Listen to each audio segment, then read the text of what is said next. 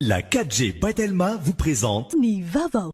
Vous aussi, choisissez le spécialiste garanti en électricité, choisissez Solera. D'origine espagnole, représentant exclusif Batimax. Batimax, la qualité au meilleur prix. Nulchanao ni fampalalam-baovao.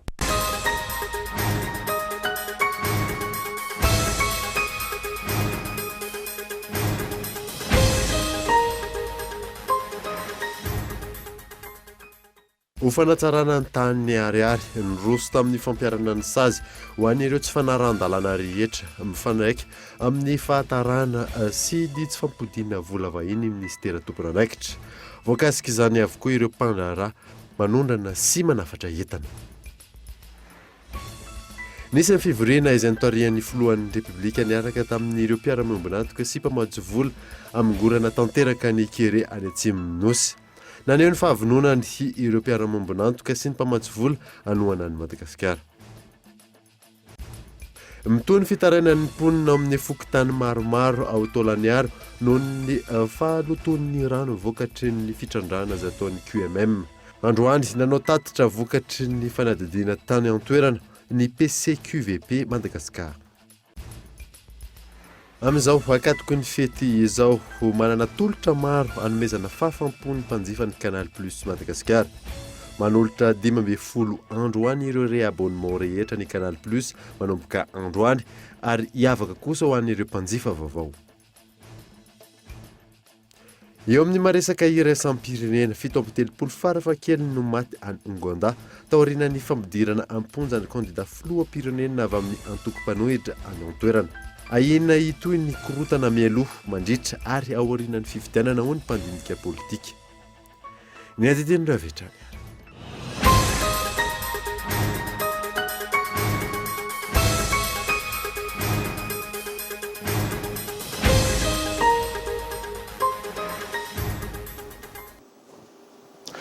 Salandra tompoko lasy tompoko vavy fotoana vaovao eto amin'ny Kultivika manasanao ary anaraka izany hatramin'ny farany.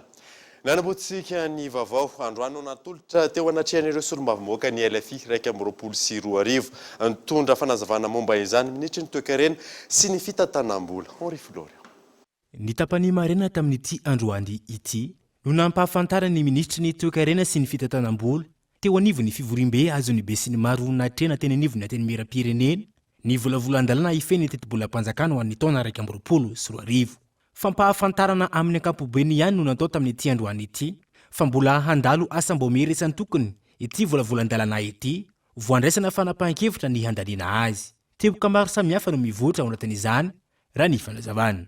Araka ny hitanareo amin'ny taratasy zarena taminareo dia misy fampirona ny vola natokana manasia. Raha no resaka atao dia lalany politika ny fanambariana fahefana ny decentralisation. Ny fanatsarana, fiarovana ny olona sy ny fahalalana. Ny fametrahana ny lavitra tokana. Ny maimaimpona ny fanabeazana fototra sy ny fitsaboana fotsy taitra hatrany amin'ny distrikta. Ny tetibola mpanjakana amin'ny 2024 dia manome toky ny amin'ny fampanarahan-dalàna ny asa fialina rehetra mba ananana loharam-bola ampy ny ampoana fanarenana toe-karena. Ampahany ihany ireo voalaza etsy ambony ireo fantanjana tokana ny ao anatiny eo ny fanarenana ara-ekonomika ny Madagasikara taorian'ny krizy ara-pahasalamana nisy teto amintsika ao ihany koa ny mahakasika ny fanatanterana ny politika ankapobeny ny fanjakana. Zava-dehibe izany raha ny fanehoan-kevitra ny solombavambahoaka. Zava-dehibe namelobolo atao raha nanao tsara ny présentation ho isy fepetra raisina zany mikasika douane indrindra indrindra amin'ny tarmac amin'ny aéroport. Tsy azo afenina tsony zany fa maro zavatra miseho amin'izany tarmac zany amin'ny aéroport eto Madagasikara. Ka zany zavatra rehetra zany dia hita fa misy volonté ny fanjakana hiady amin'izany fanonganana tsokotsokony ara-pirenena zany. Dia ao moa zany hitany prévision ny resaka impôt zay hita fa ezaka mafy misy noho ny fandalovan'ny firenena fotoan-tsarotra, misy ny allègement impôt, misy ny allègement resaka TVA ka zany atratrarana zany tanjona zany dia mila firaisan-kinany maro, mila fitoniana ara-politika ary mila fifanampian'ny vahoaka malagasy rehetra na aty amin'ireo mpanatanteraka zany na aty aminay mpanao lalàna. Araka ny fandaram-potoan'ny anteny miera nanomboka ny tolakandro teo no nandalo ny asambo miera ity volavolan-dalàny ifeny ny teti-bolam-panjakana ho an'ny taona 2024 ity. Nisy ny fivoriana izay nitarihan'ny filohan'ny Republikan'ny Madagasikara niaraka tamin'ireo mpiara-mambonantoka sy mpamatsy vola amongorana tanteraka ny kere any Atsimo Nosy. Naneo ny fahavononany ireo mpiara-mambonantoka sy mpamatsy vola anohana ny Madagasikara Gaëtan Andriatsilava. Teboka maro ahafahana mamongotra tanteraka ny kere sy ny tsy fanjari-tsakafo eto Madagasikara no apetraka. Isan'izany ny famokarana any an-toerana ireo sakafo ilaina, anatsara ny sosialim-bahoaka amin'ny alalan'ny famoronana asa ho an'ny mponina sy ireo tanora, ampitombo ny vola miditra amin'ny tsirairay sy ny faritra, ampitombo ihany koa ny arkarena faobe ao an-toerana. Atizay, tsy nanome vahana ary tsy nitondra vahaolana azo-tsapahitanana ho an'ny faritra Atsimo Nosy, ny politika ampitantanana teto amin'ny firenena, natao anjorom-bala ny faritra sy ny mponina ao aminy. Fotoana izao anovana sy amongorana ny kere manerana ny Nosy. Naneo ny fahavononana ireo mpiara-mambonantoka sy mpamatsy vola anohana ny Madagasikara amin'ny ady atao manoloana ny tsy fanjariana sy ny tsy fahampitsakafo indrindra ho any amin'ny faritra Atsimo. Naneo ny fahavononana ihany koa izy ireo anatanteraka ny paikady napetraka ka anohana arabola, fanampiana sy fanomezana. Nodinina nandritra ny fiaonana ihany koa ny paikady napetraka amin'ny alalan'ny Centre de réhabilitation nutritionnelle et médicale izay toerana natao andraisana ny tanana ny mponina, ho fanaraha-maso ireo reny sy ny zaza ary ny fianakaviana mandritra ny fotoana anohanana ara-tsakafo azy ireo. Atsangana ny tombon-tsakafo isaky ny sita, amatsiana ny mponina ary ampiana izy ireo aleo tena amin'ny alalan'ny fanomezana toerana voatondraka, azo ambolena sy amokarana. Ny fametrahana izany izay efa andalana amin'izao fotoana ary hotrandrahana efao sy mandrare ahafahana manantanteraka izany. Ho tohizana, anampy ireo efa misy ny fanaovana forage sy ny pipeline. Ampiana ary hojenana manokana ireo mpamboly sy mpiompy ao amin'ny faritra hananana vahaolana maharitra sy ahatonga ny mponina aleo tena. Manaraka izay ny fametrahana ozinina mpamokatra sakafo natokana hamahany olana tsy fanjari-tsakafo iarahana amin'ny Fondation Merieux sy ny Nutrisette. Itoy ary atao matetika ny fiaonana nataon'ny mpitondra amin'ireo mpiara-mambonantoka sy mpamatsy vola ahatomombana ny paikady napetraka. Ho fanatsarana ny tany ariary miroso tamin'ny fampiarana ny sazy ho an'ireo tsy fanaran-dalàna rehetra mifandraiky amin'ny fahatarana sy tsy fampodiana vola vahiny ministera tompon'andraikitra. Voakasika izany avokoa ireo mpandraharaha-mpanondrana sy mpanafatra entana. Gaëtan Andriatsilava. Hatramin'ny 17 Novambra 2024, orinasa manondrana miisa 470 sy orinasa manafatra miisa 990 no tsy nahaverina ara-dalàna ny volany.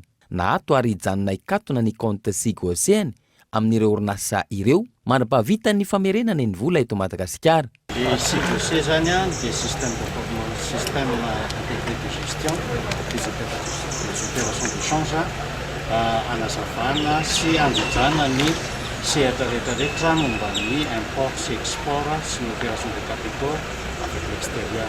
Izany hoe tsy omena ny taratasy ahafahany manao ny fandraharahana. Fa raha ohatra moa ka tsy mamerina ny vola izy dia voatery tsy omena zany ny taratasy ahafahany manao an'ilay fandraharahana ka ao anatin'ny Sigose manao an'izay.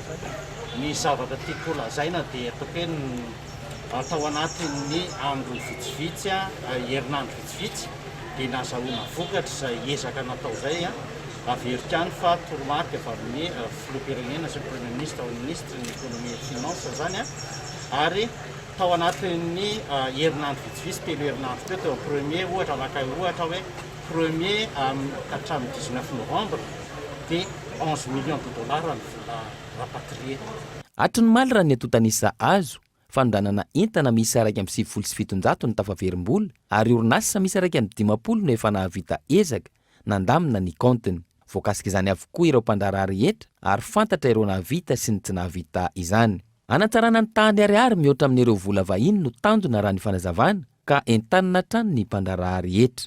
Misy mieritreritra fa miandry ny akaran'le fiakaran'le ariary zay vao mamerina an'le vola nefa ny azavaina foana fa izy no manao an'le fandarana ary ny fanjakana tsy manakana volany angeny fa tsy hoe vola fanjakana fa ny tombony fotsiny dia ho an'ny vahoaka malagasy rehefa manao an'le fandarana araka ny tokony izy dia izy mahazo ny tombony araka le fandarana nataony ary ny fanjakana malagasy kosa amin'ny le tany ariary zany mba mila araka ny tokony ho izy dia samy gagnant zany rehetrarehetra ao anatiny fa tsy hoe manao exportation anao dia mbola miandrika eo anao amin'le spéculation le devise dia lasa le devise indray zao natiny azahoanao tombony fa tsy le fandarana ka zay zany fampatsahivanao ohatr'izay no nataonay mbola verika any fa nisy vokan'izay atao anatiny vitsivitsy. Raha tehivina nanapa-kevitra ny governemanta nandritra ny ameana ara-pahasalamana nateraky ny COVID-19 ary nanafoana ny sazy ho an'ireo orinasa nanondrana sy nanafatra ka nahatratra 800 ny tahany fampidinany volany.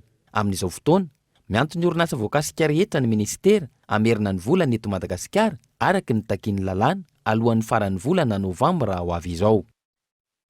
Manambahiny sampana fampalalam-bavao amin'ity alina ity tsy zany fa ramatoa Fanjanarivo Simonette Pascaline zay tale général ny MCU na ny maison de la communication des universités miarabanao tonga so atao anatin'ny fampalalam-bavao fanontaniana napetraka aminao voalohany misy ny hetsika zay ho karakarainareo afaka lazalazainao misimisy koa hoe mahakasika izay.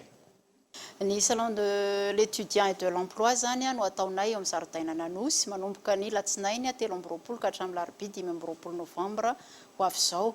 Dia io no iatsonan'ireo mpianatra ny any amin'ny lycée sy ireo afaka baka mba ho tonga eny satria eo no ahitandry zareo lalam-piofanana amin'ny ambaratonga ambony zay ho safidiny dia mba tsy ho diso safidy izy zany tsy ho very fotoana tsy ho very vola na ny mpianatra na ny ray aman-dreny na ny fanjakana indrindra ny ministera ny fampianarana ambony sy ny fikarohana ara-tsiansy izay miahy ny MCU dia misy mba tsy ho very vola ireo olona reo zany dia atsona ny mpianatra mba hoe afaka misafidy tsara an'izay fianarana ataony rehefa vita ny baccalauréat. Efa lazalazainao ihany keo mitanjona fa afaka mafisinao kely ihany hoe mitanjona ny hetsika zay ataonareo. Eny anisan'ny tanjona ihany koa zany dia ny hoe mba tena safidy le tanora araka ny tiako nolazaina teo dia akoatr'izay ihany koa mba tsy hisy ny ala hitsokan-daharana rehefa tonga any amin'ny université na université mpanjakana na université tsy miankina satria izay ny olana rehefa tsy mahay misafidy le tanora dia mialan-daharana fotsiny izy rehefa fotsy satria sady tsy mifandraika amin'ny zavatra tiany le zavatra ianarany no tsy ho tonga any amin'le asa zay eritreretiny atao rehefa tonga ny efa avy tany fianarana. Ary ahoana kosa ny mpiara-miasa aminareo sa aminareo amin'ny ministera ihany mikarakaran'izy io? Ny Telma zany tena mpanohana ofisialanay amin'io hetsika io dia noho ny fanohanany Telma zay dia misy famelabelara-kevitra maro atao anatin'io izay tena anasanan'ireo tanora ireo satria tsy ny resaka hoe fianarana ambony fotsiny fa misy ihany koa ny hoe inona ny ataon'ny tanora raha te amorona asa ho an'ny tenany izy dia misy conférence mikasika an'izay misy ihany koa atrikasa anomezana angom-baovao hoe reto sy reto ry tanora ny karazana tranokalam-pifandraisana misy lalam-piofanana tsy andohavola amina sehatra maro. Ny amarainantsika anazy ary afaka alefanao hoe fanentanana ho amin'ny fijery. Dia manentana ny tanora rehetra indrindra ireo vao afaka baka sy ny any amin'ny lycée mba ho avy amin'ny hetsika io satria sady araka ny teneniko teo tsy ho diso safidy izy rehefa mianatra any amin'ny université ary ahita ihany koa karazana fiofanana hafa izay hitany any amin'ny internet fa ny adresy no omena azy andry zareo zany. Ankasitrahana ianareo vahiny tato anatin'ny fampalalam-baovao tamin'ity androany ity sy nitondra fanazavana mahakasika izay hetsika karakarainareo zay. Makasitraka ataoviko. Zay mahakasika an'iny hetsika iny fa amin'izao fety izao dia manana tolotra maro hanomezana fahafaham-pony mpanjifany Canal Plus Madagasikara. Manolotra 12 andro an'ny re-abonnement rehetra ihany koa ny Canal Plus manomboka amin'ity androany ity fanadina. Amin'izao fety izao, Canal Plus dia manana tolotra marobe ho an'ny mpanjifa. Mesdames et messieurs, à l'issue d'une année tumultueuse et difficile, je suis ravie de vous retrouver aujourd'hui pour vous présenter ce que nous vous avons préparé pour fêter Noël ensemble. Comme il s'agit de Noël, les chaînes Canal Plus privilégient les programmations famille et jeunesse. Après un énorme succès mondial au cinéma à Noël l'année dernière, La Reine des Neiges 2 arrive sur la chaîne Canal Plus pour pouvoir faire vibrer petits et grands à la maison. Hulk et l'incroyable Hulk seront également à l'honneur sur nos écrans. Les enfants pourront également finir l'année 2020 en regardant Sonic et Madagascar 3 sur Canal+ Family. Pour les amoureux de blockbusters américains, Manhattan Lockdown sera disponible. Sur le sport, le programme sera assez chargé.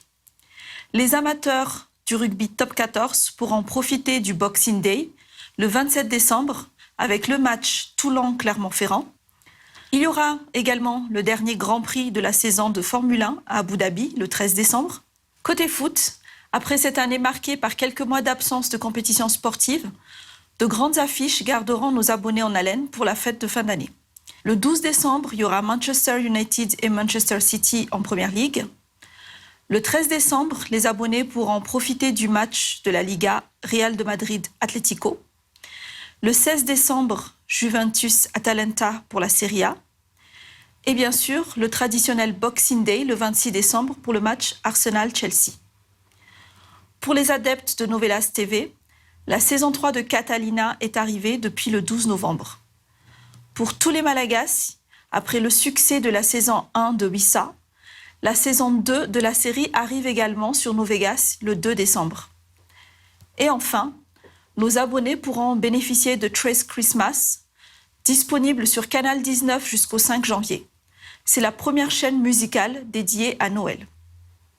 Afin de profiter pleinement de cette programmation très riche, nous offrons 15 jours au bouquet Tout Canal pour tout réabonnement à partir du 20 novembre. Pour les personnes qui souhaitent s'abonner pour la première fois à Canal+, nous leur proposons un prix de 60 000 ariars, décodeur et installation inclus, ainsi que 1 mois sur les bouquets Évasion. Cette promotion démarre également dès ce 20 novembre. Je rappelle que tous les abonnés de Canal+ Madagascar, sans exception, ont un accès à MyCanal dès lors que leur abonnement est activé. Il suffit de télécharger l'application MyCanal, sélectionner Madagascar et créer le compte directement dessus. Je souhaite d'ores et déjà à tous nos abonnés et tous les Malagasy une belle fête de fin d'année avec les programmes des chaînes Canal+. manambahiny indray ny sampana fampahalalam-baovao amin'ity androany ity mandray vahiny avao isika zay Andriamato Angelo zay ao anatin'ny Mic Production miarabanao tonga soa atao anatin'ny fampahalalam-baovao fantatsika moa fa Mic Production zay mikarakara ny spectacle any Jérusalem eto Madagasikara fantanina petrako aminao voalohany zay niteraka resabe tatoato makasika ny organisation io hoe nahazo fahazahon-dala misy mpanakanto gasy tsy nahazo annulé ny spectacle aleo tonga dia nareo amin'ny organisateur nanontaniana hoe makasika an'izay. Ya voaloha teny dia miarabantsika mpanaraka ny fandarana vaovao hito amin'ny Gold TV hito moa zany aloha dia mafaly ny mizaran'ny zay efa vita ny tany Sambava vita ihany koa ny tany Tomasana zay isorana sahady ireo faritra anankiroa zay nolalovana fa dia nafinaritra ny fiarahana ny teny moa ianao teo hoe ahoana ny fahazahon-dalana sy ny rehetrarehetra tsy dia teny anisy zavatra natao be aloha le izy fa dia demande araka ny nangataka lalana ohatra ny rehetrarehetra ihany koa dia nahazo lalana le izy dia gaga moa satria nisy fotoana ohatra ny be dia be satria ny asako moa dia producteur manager ihany koa tiako atongavana fotsiny hoe gaga moa satria be dia be nefa fa mpanakanto afaka manao zavatra eto Madagasikara ny gasy mpanakanto gasy ny tiako resana eto fa tsy fantatro moa le olana le tsy nazahoan'ny sasany an'ilay fahazahon-dalana fa be dia be tsy teteny zavatra artiste be dia be eto fa ny tiako atongavana fotsiny dia hoe nazo lalana somatsara izahay anatanteraka n'ilay fampisehoana eto Madagasikara. Efa niteny fampisehoana hoe efa navita anankiroa nareo nanahoana ny akon'izay anankiroa zay. Araka ny teneniko teo hoe nisorana aloha ny vahoaka izay namaly ny antso tao anatin'ny fanajana ny zay azo teneniko eto hoe ny geste rehetrarehetra ny misy moa zany ny fandaminana tao anatin'ny fampidiran'olona ny gel teo ampidirana sy ny rehetrarehetra dia mitohy arak'izay ihany koa moa zany amin'ireo hetsika mbola atao ny Sabotsy ho avy zao ny ao rapitso moa zany ny ao Mahajanga dia ny ao Collégium moa zany mazava ho azy amin'ny Alahady ho avy zao. Faradoboka zany izy ireo sa hoe mbola misy faradoboka izy io satria amin'ny alatsinaina ho avy zao no itododoa ho any Johannesburg moa ny tarika any no fiaviana dia reo zany sisa no toerana anaovana ny hetsika farany eto Madagasikara. Ao anatin'izay faradoboka zay ve mety hiavaka zany reo hetsika anankiroa farany reo? Ny hetsika ny zana ny avaka foana araka ny teneniko foana moa le izy hoe mpanakanto malaza maneran-tany no mba nieritreretinena farana teto Madagasikara dia mba reharetsika malagasy nandray azy reherehanay ihany koa no natongavana izy teto dia ny zana namena zavatra nafinaritra mihitsy nizay olona tonga indrindrindrindra ny mpanakanto ihany koa dia afapo faly izy nahitany Madagasikara dia noho izany natao niavaka foana ny fety atrany ka dia ao amin'ny Collégium Madagasikara ny alahady ho avy zao ny faradoboka zay amin'ny fitora maraina no misokatra ny vavahady ny bieny koa moa zany no efa afaka jifaitsika amin'izay ory zay dia manentana atsika ho tonga maro atrany amin'ny fety zay hokarakarainay moa zany. Dia izavy ary miara-miasa aminareo amin'io fety fikarakarana an'io fety io? Ny mpiara-miasa dia fetatsika angambany eny amin'ny dokam-barotra hoe ny Telma zay anisany nanampy be dia be tamin'ity hetsika ty tao anatin'ireo hetsika anankiefatra ireo dia eo ihany koa ny Canal Plus, eo ihany koa ny Star, eo ihany koa ireo hôtely maro isan-karazany zay tsy voatanisako eto zay napetrano dia ny compagnie Ethiopian Airlines ihany koa zay tsindriko eto hoe nafany zareo tonga teto Madagasikara koa dia misaotra sahady anareo zay efa vonona niaraka aminay ny tapakila VIP efa kelikely sisa no tavelao dia anentanako hatrany natongavanareo amin'ireo hetsika faran'izay hokarakaraina ny mesure rehetra dia tsy maintsy atao zany hoe eo ampidirana dia misy ny cache-bouche ny fitsapana ny maripana dia ny fizarana koa ny gel hydroalcoolique zany ao anatin'izany rehetrarehetra zany. Fiantanteraka amin'izay fanazavana entinao zay dia ankasitranao mba hita ato anatin'ny sampana fampalalam-baovao tamin'ity androany ity. Mankasitraka indrindra dia mandram-piona any Majunga sy en Collégium amin'ny fotoanantsika miaraka amin'ny Ancien Bozigode Jérusalem sy ireo mpanakanto malagasy andrarezina eto Madagasikara. Mankasitraka tompoko. Zay makasika ny fa tolotra miavaka nomeny StarTimes ny mpanjifa amin'izao akatoko ny fety izao isy ny fianambidy raha ny fanazavana azo miantarandriana io. Amin'izao ankatoko ny fankalazana ny fety Noely izao manome tolotra maro ny StarTimes entina nomezana fahafaham-pon'ny mpanjifa.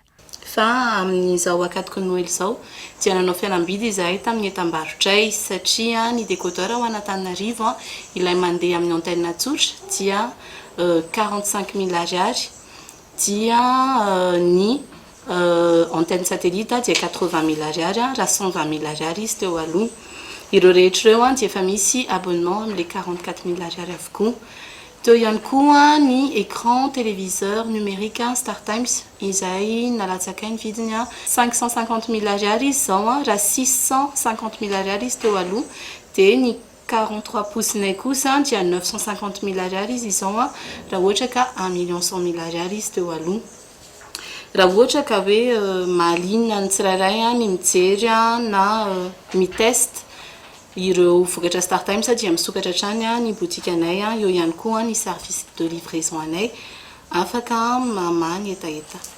Ankoatra izay mitoetra ny fanatsarana ny tolotra iray ny fanazavana.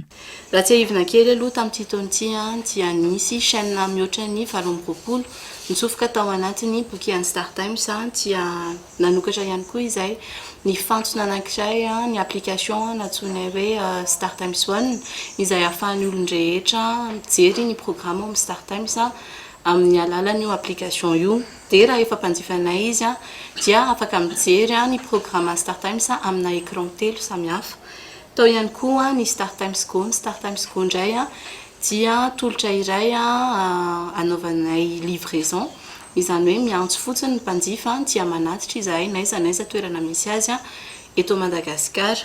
tanjon'izao fianam-bidy izao ny ahafahany rehetra misitraka ny televiziona nomerika hoy ny tompona andraikitry ny Star Times.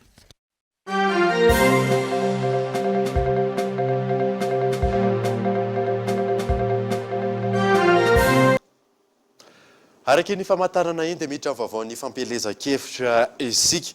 Tao amin'ny distrika Avaradrano commune Alasorana no izany candidat laharana faharoa izay natolotra ny antoko malagasy miaramiainga ny fampelezan-kevitra tamin'ity androany ity ny laharana avy. Nandritra ny andro faharoa ny fampelezan-kevitra nataony ny laharana faharoa ao amin'ny bulletin tokana natolotra ny antoko malagasy miaramiainga tao amin'ny distrika Avaradrano commune Alasora no nampahafantarin'ireo candidat ireo mpividy vaventy ny tena andraikitra sahany ny ololon'ny Madagasikara. No amafisan'ny lohalisitra tamin'izany fa manana tamberina andraikitra amin'ireo mpividy vaventy ny loholona. No tsindrina nandritra izany ihany koa fa ny fampandrosoana ny commune no tsipika mampitambatra. Amin'izay resaka fampandrosoana izay dia afaka miara-miainga isika tompoko mandroso lalindalina kokoa amin'izany fivoarana izany.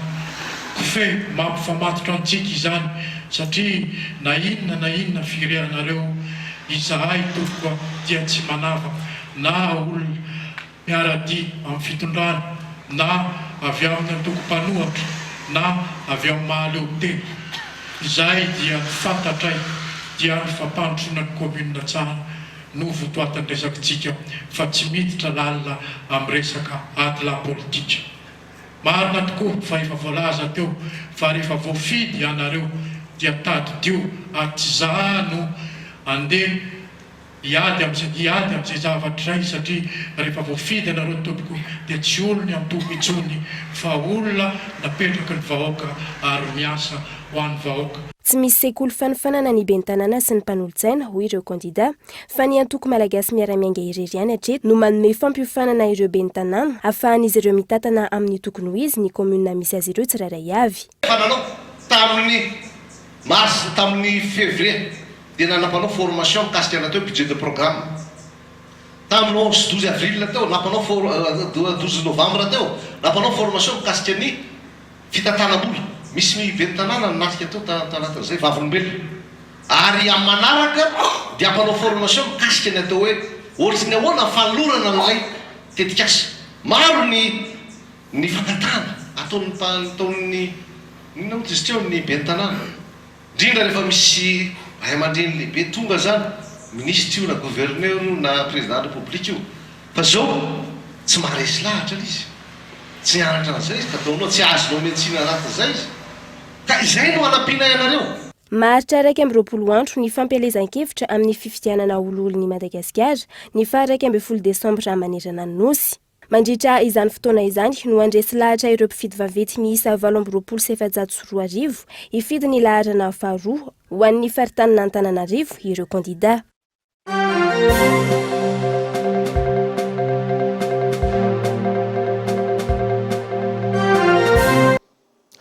Tahaka mahazatra anaraka dokavatra isika mialohan'ny idirantsika ny tapany faharoa ny vaovao rehefa avy eo ary.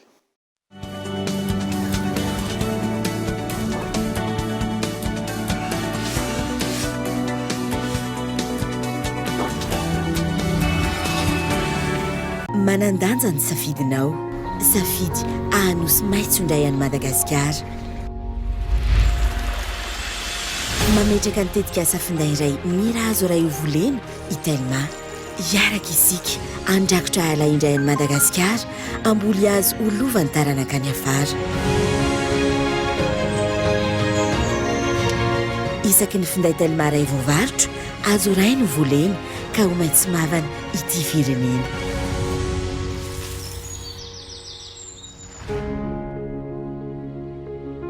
Safidiko maitso malagasy.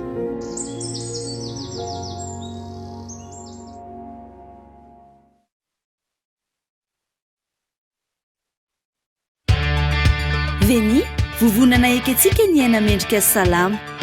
Eny, ny fahazona rano fisotro madio, ny fanadiovana toy ny fampiasana kabone sy efitra fandroana madio, ny fidiovana toy ny fanasana tanana amin'ny savony izay mifanaraka sahaza ny toe-batany avokoa, dia azo fototra ho amin'ny vehivavy, na tanora, na nahazo taona, ny olona manana fahasembanana, jamba, kilemaina, mona, marenina. Zo amin'ny maha-olo-pirenena feno azy ireo. fataroary fa nitetika asa veni sahany watered dia miasa amin'irety distrika manaraka reto Akazobe, Antsindrano, Avaradrano, Ambohidratrimo, Manjakandriana, Moramanga ary Tsirono Mandidy.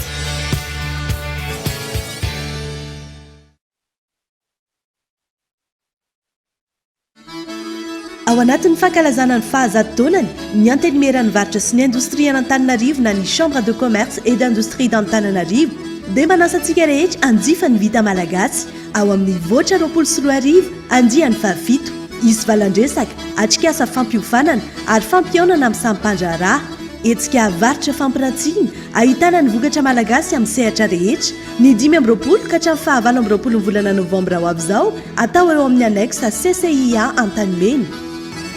Voatra vita malagasy miavaka.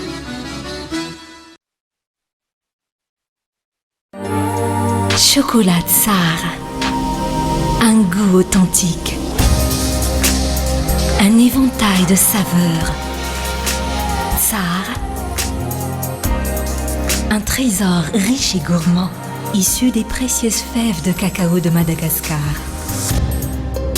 Succombez au plaisir infini et profond du chocolat Tsar et de ses arômes intenses. Chocolat Tsar, savourez vos émotions.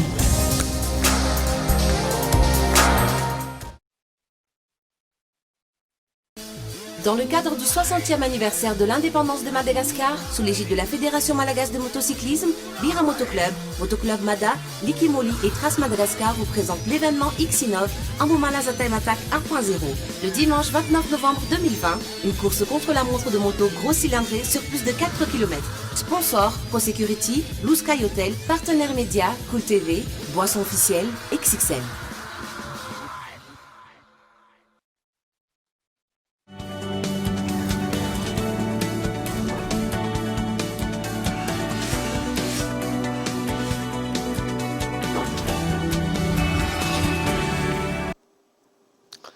Veneto amin'ny fampahalalam-baovao isika dia mitoy ny fitarainan'ny mponina amin'ny fokontany maromaro ao Tolagnaro noho ny faloton'ny rano vokatry ny fitrandrana azy ataon'ny QMM androany nanao tatitra vokatry ny fanadidina natao tany an-toerana ny PCQVP Madagascar Gaëtan Andriatsilavo.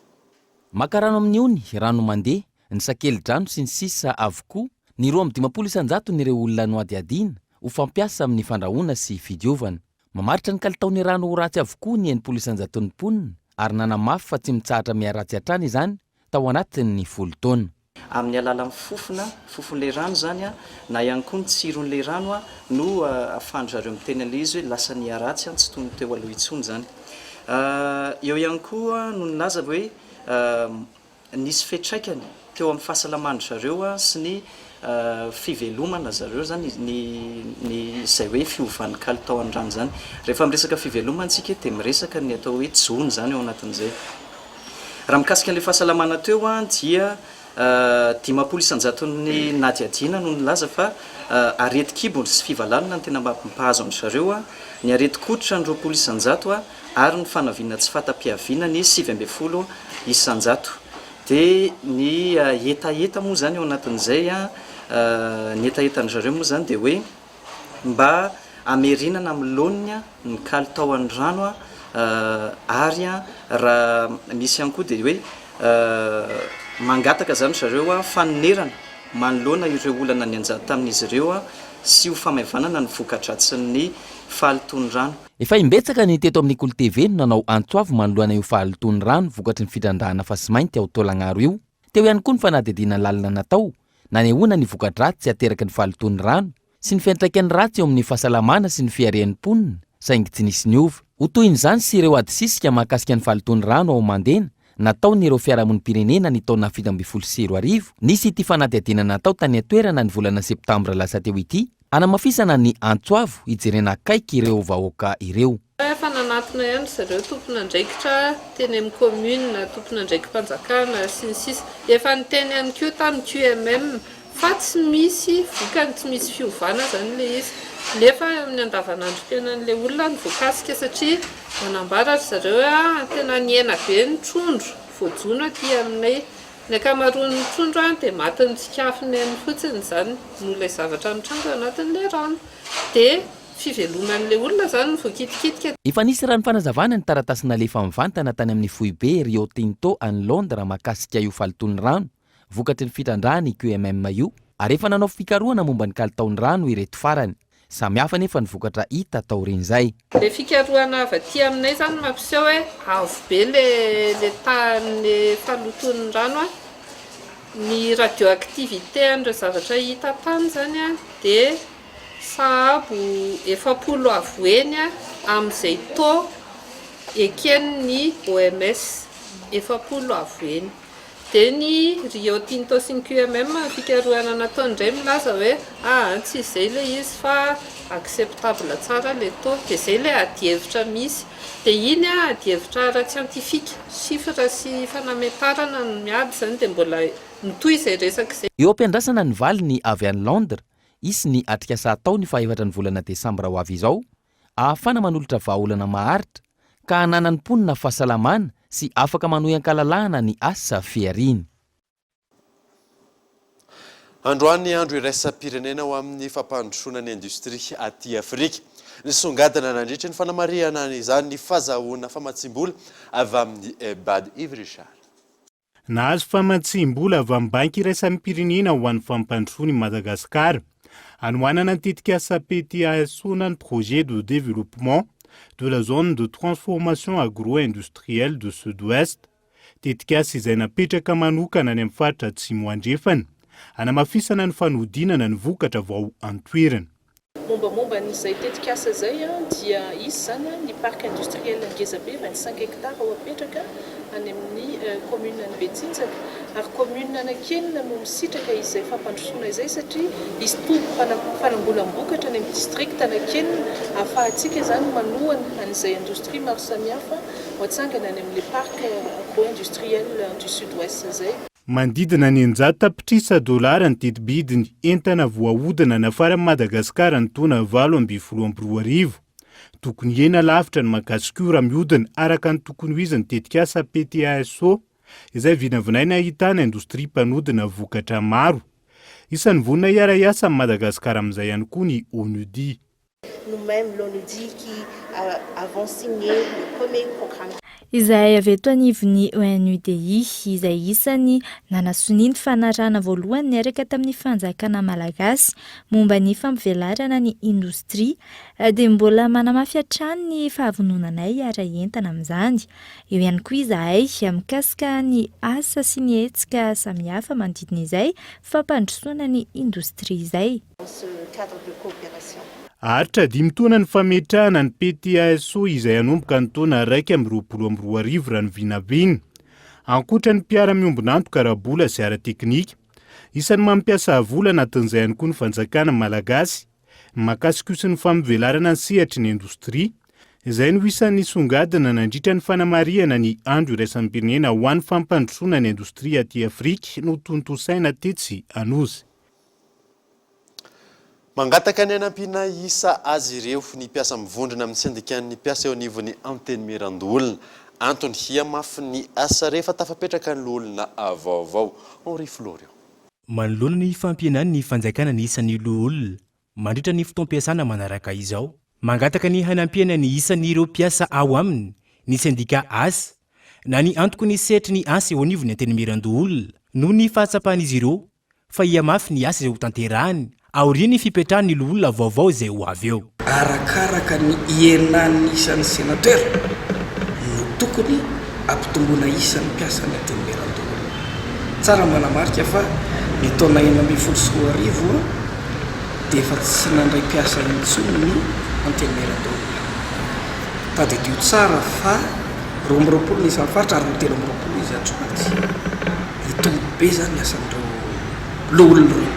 Ny olona folo zay ho raisinay mpanajana rehefa tomboketo dia tsy maintsy ny mpiasa ny anteny merandolona no apoy teknikan'ireo.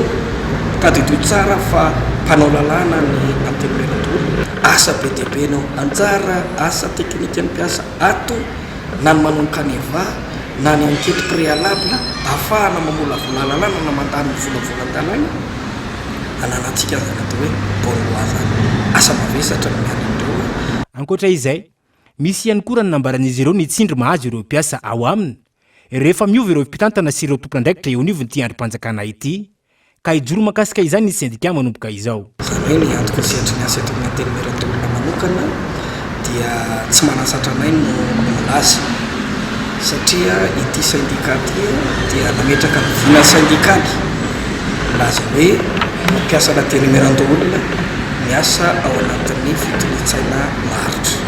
Manino zay mametraka an'izany vina syndikaly zany. Saky misy fivampitantarana eto amin'ny firenena dia voalakolako voatontolona foana ity androm-panjakana faharoa ny repoblika ity. Mpiasa tompoko mpiasa ny tenimieran-tolona dia mpiasa mpanjakana tahaka ny mpiasa mpanjakana rehetra. No marina androany ny fanokafana ny asa sindikaly ataon'ny asa na ny antoko ny sehatry ny asa eo anivon'ny antenimieran-olona. Isan'ireo sindika faharoa mijoro teo anivon'ity androm-panjakana ity ny asa ivondronan'ireo mpiasa rehetra eo anivon'ity androm-panjakana ity. Ny votoatin'ny gazety mpiseho isan-kerinandro Madagasikara matin hebdo indray no tanterananao anatin'ity fanadihadiana manaraka ity ny antsipirin'izay zay tony io ny nasaina.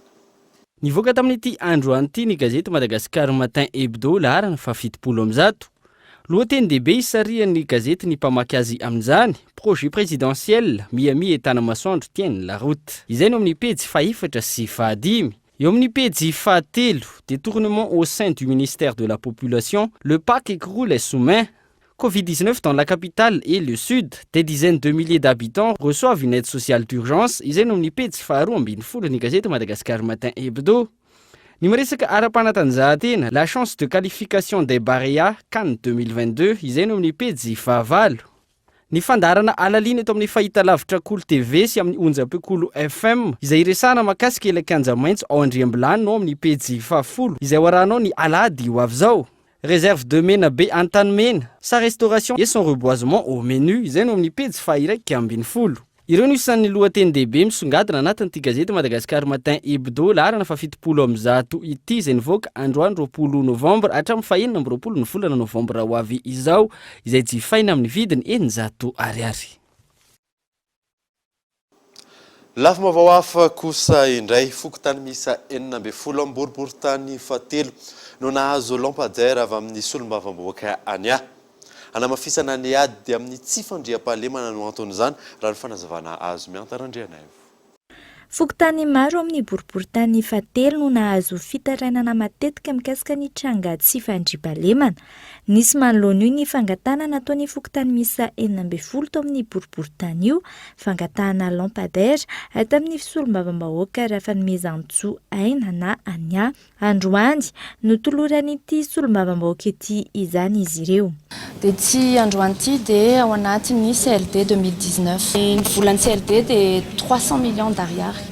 Ny député anankiroa zany hoe mizara roa 150 millions ariary ny an'ny na zany 150 millions ariary ny an'ny député eto amin'ny troisième anankiray. Dia ao anatin'izay zany reto 700 lampadaire reto dia fokontany sivy izay anaovana an'ireo varavarakely sy varavarana vy zany dia ao tafiditra ao anatin'izay 150 millions ariary zay. Tao anatin'izay dia natao tohizana zany ny hetsika ho fanamafisana ny fahandriam-pahalemana eto amin'ny boriboritany faty. Misy ihany koa ireo solosaina izay efa nomena ihany koa tao anatin'ny CLD 2018 amin'ny fokontany tsirairay. Ankoatra izay biraopokotany miisa 7 no asiana fanamboarana, azo varavarana sy varavarakely eo amin'ity boriboritany ity. Manoloana ny fiantraikan'ny krizy sosialy izay nateraky ny Covid-19 dia mitodika manokana amin'ireo vahoaka tena sahirana ny Star sy ny Fondation Coca-Cola ka nitondra fanampina teny amin'ny boriboritany fahaefatra. Michel Aranarjo. Fianakaviana sahirana avy any Ankazoto, Anosy Mahavelona, Anosy Be Andrefana voalohany, Anosy Be Angarangarana, Mandrakibato voalohany, Mandrakibato faharoa, Anosy Zato Andrefana faharoa ary Maderana Montana no nahazo fanampiana avy amin'ny Star sy ny Fondation Coca-Cola fatsy miisa 50 sy 10 no nizaraina tamin'izay fianakaviana tonga teny an-toerana. 150 familles no tratra tamin'ity ezaka voalohany ity ary izy ireo dia samy nahazo avokoa vary, menaka, siramamy, ronono mamy, savony ary voamaina avokoa miaraka amin'ny Coca-Cola. Dia vitsy ity fizaran'androany ity dia ny rarina dia mbola izy indray vagy manaraka amin'ny volana maro ifamesy ihany koa zany fa tsy commune Tsiro Fokotany 4e arrondissement Rotsongo indray amin'izay fotoan'izay fa mety hafa indray. Tafiditra ao anatin'ny politika RSE efa fanao ny stary ity fizarana notanterahana androany ity izay toy ny fanampiana ara-tsosialy efa notanterahana izy ireo hatramin'ny fiandohan'ny taona 2024. Izay fa dia antsika maresaka iraisam-pirenena 17 farafakely no maty any Ouganda tao aorian'ny fampidirana amponja ny kandida filoham-pirenena avy amin'ny antoko-panohitra any an-toerana. Ahina ny toizan'ny korontana mialoha mandritra ary aorian'ny fifidianana ho ny mpandalina politika fanadina.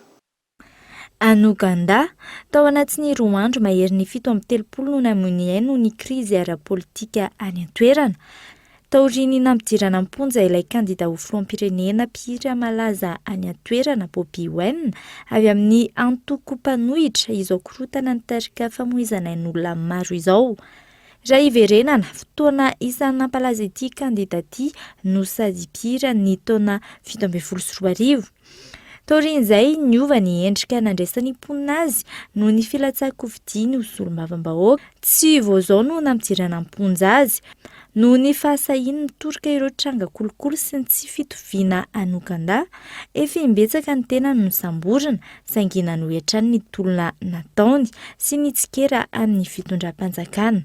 Ny volana janoary taona 2024 no anatotosana ny fifidianana ho filoham-pirenena izay ivona efa nitondra hatramin'ny taona 1997 ny filoha any an-toerana ankehitriny Yoweri Museveni. Dia izay mamara vaovao tamin'ity androany ity ankasitrany ianao nanaraka izany soava tsara daholo tompoko.